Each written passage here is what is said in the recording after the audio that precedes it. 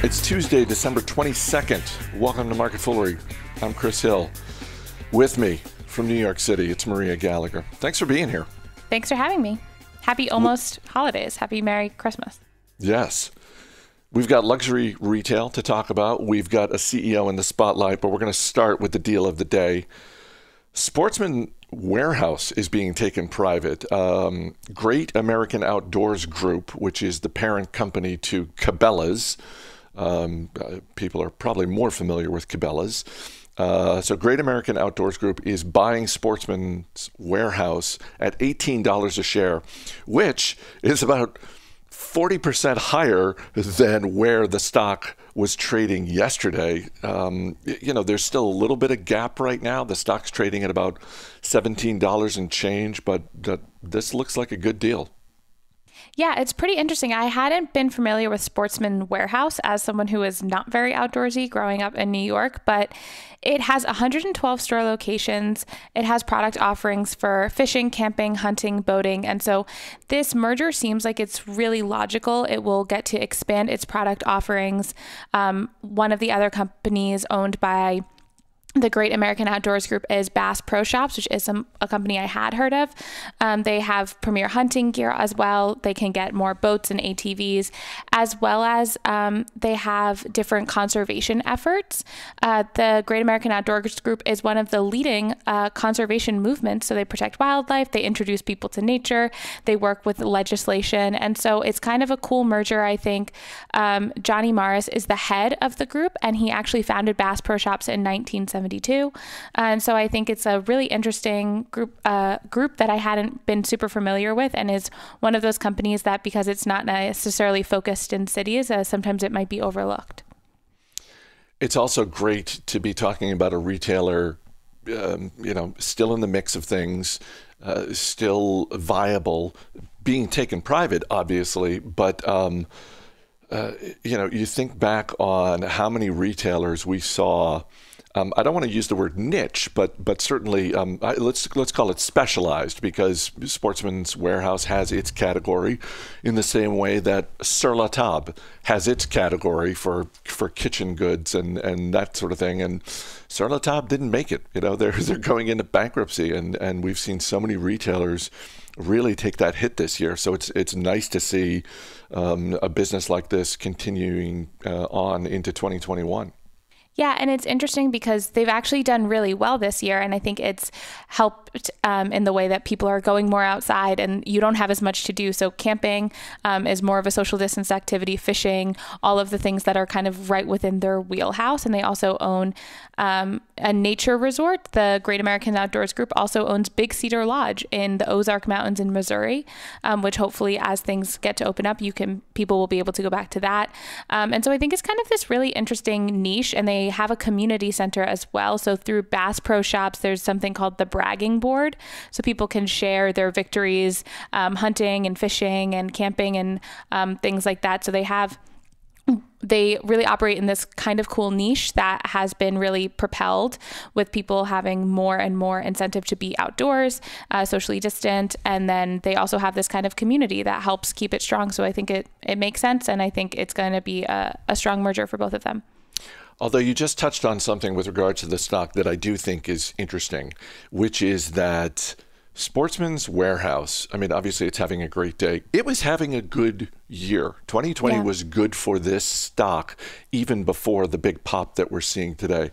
You go back the previous 5 years, though, it's only been public since about 2014. It really hasn't been a great run. So part of me looks at this and thinks, okay, is the leadership at Sportsman's Warehouse, were they sort of aware of the fact that, hey, we're having a good year, but in the full life, the full public life of our company, it really hasn't been that great, and we should just take this offer and go private? Because that's, on the surface, that's how this looks. Like, we've had a great year, and this is how we're going to cap it off and exit stage left. Yeah, and I think that is a good strategy. If that's what management is doing, it's going to work in their favor. Shares of The Real are up more than 10%. After the company got an upgrade from one Wall Street firm. The Real is a secondhand luxury goods seller. there are a couple different directions I want to go in, but first, Maria, let's just start with the upgrade. Do you look at this business and think to yourself, yeah, I understand why this one firm is upgrading this stock because I think it's undervalued? Yeah, I've been following The RealReal for a little over a year at this point, and I think it's a really interesting business. Like we just talked about in terms of owning a niche, The RealReal has this really interesting one with online consigned luxury items.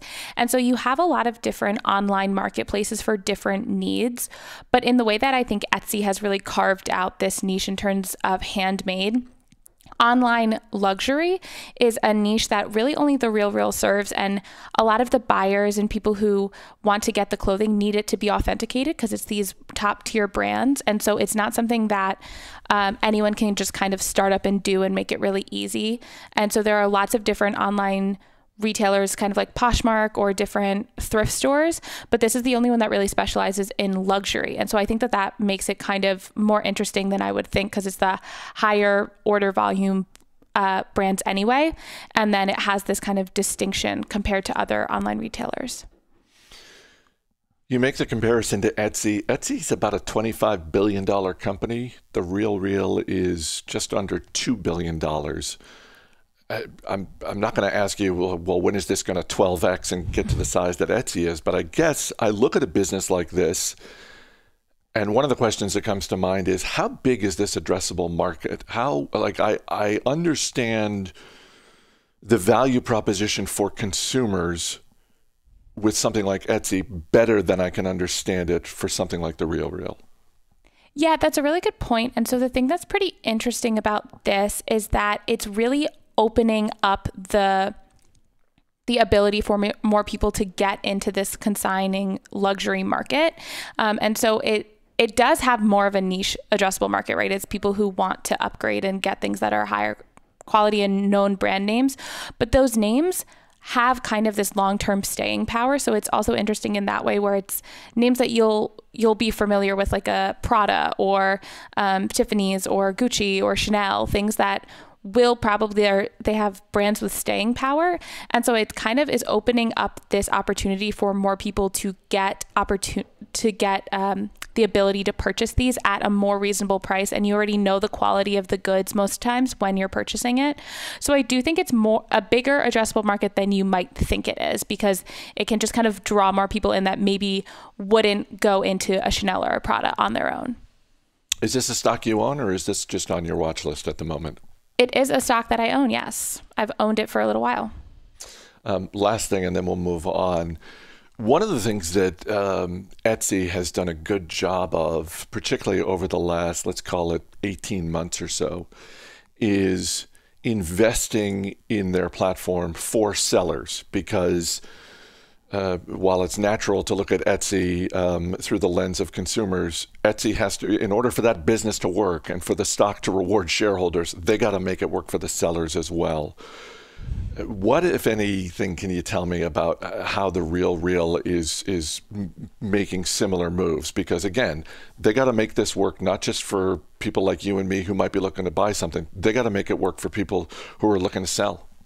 Yeah, so actually that's kind of an interesting thing about consigned luxury. So 40% of the consigners are new to consigning, and 70% of buyers are new to pre-owned luxury. So it's a lot of times the people's first interactions with this kind of reselling, especially with these types of goods. And so reselling is kind of it's really annoying to go through the process as both I was trying to find a better way to say it, but just really annoying. Because if you by the way, that could be part of their pitch.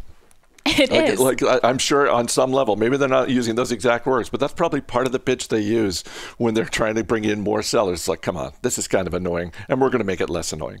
Yeah, because you have to basically drop your stuff off at the consignment shop. They have to authenticate it, look through it, then they have to sell it, and then months and months later, you might get more information about it. It might sell, it might not sell. So the way that The RealReal works is it's really interesting, and they do white glove service, so you can drop your stuff off at a location, and they'll take it from you. They'll come pick up your stuff from a location. They have all of these different tiers of working with the sellers, so they make it as non-annoying as possible. They make it a pretty seamless experience for both the sellers and the buyers.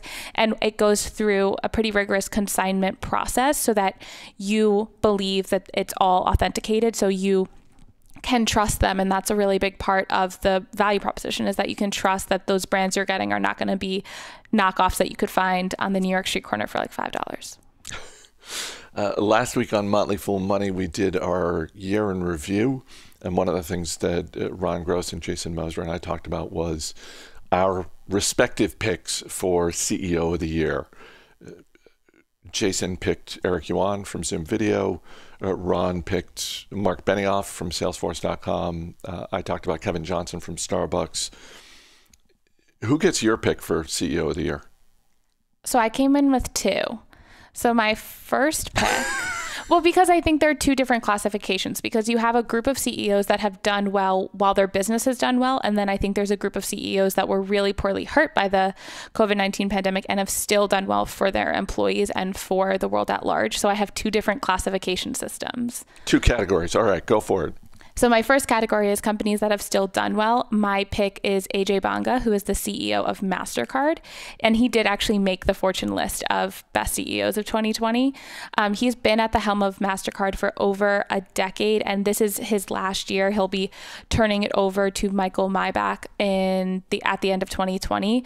But a couple of things that he's done during COVID, MasterCard donated $250 million in financial, tech, and product support for small businesses. They had $10 million in emergency grants to support frontline workers. They've launched a global data responsibility imperative. So they work with transparency, accountability, and innovation in their use of customer data. And they've also been committed for years, and it's continued to be propelled by COVID, is helping connect micro and small businesses to the digital economy and working on the 1 billion unbanked people to help them get more access to financial institutions and financial freedom. So I think there's a lot to really respect about him and what he's done at MasterCard over the past decade, especially how he's handled COVID. And I think hopefully the company will be in good hands. I think he's really groomed Michael Maybach to do well after he's gone. I hope so, because that's a pretty phenomenal track record over the past decade for MasterCard, and definitely big shoes to fill. Yeah. And then my second choice is Randy Garutti of Shake Shack. And Shake Shack is another company that I follow that doesn't get a ton of love, but I think it's a really interesting company. They're known for offering good benefits and paying above minimum wage. And it's one of these companies that was very hard hit by COVID. They had to close all of their stores. They had to close all of their Shacks, and they really work in tourist destinations. They really pick their real estate to be in business centers, in tourist centers. A lot of them are based in New York, which was the hardest hit by the COVID pandemic. So they did some pretty interesting things within their company. So they shifted to digital ordering. They've included drive-throughs or walk-throughs for future openings. They have a 28% average increase in check for these digital offerings. So they've are not doing well, but they've done a little bit better than you might think. They've been paying a 10% premium from April to August for all their employees. They're paying year-end bonuses. They got the Paycheck Protection Program, then they gave it back because they realized they maybe didn't need it as much as some other people might. They're paying healthcare for furloughed employees. So I think that they're really treating their stakeholders well, even while their company is really hurting. And I think that that deserves a lot of respect. Pretty amazing when you just look through the lens of 2020, everything you just said about Shake Shack, but also just that industry at large and how hard it's been hit. The stock's still up more than 40% year to date. So that's pretty incredible. Yeah, it's always been a stock that has kind of a very rich valuation, especially it's connected with Danny Meyer, and it kind of has a lot of hype to the name. People are more familiar with Shake Shack than actually there are only less than 150 open and operating Shacks. So it's less than you would think for the name recognition it has. Maria Gallagher, always good talking to you. Thanks for being here. Thanks so much for having me. As always, people on the program may have interest in the stocks they talk about, and the Motley Fool may have formal recommendations for or against. So don't buy or sell stocks based solely on what you hear. That's going to do it for this edition of Market Foolery. The show is mixed by Dan Boyd. I'm Chris Hill. Thanks for listening. We'll see you tomorrow.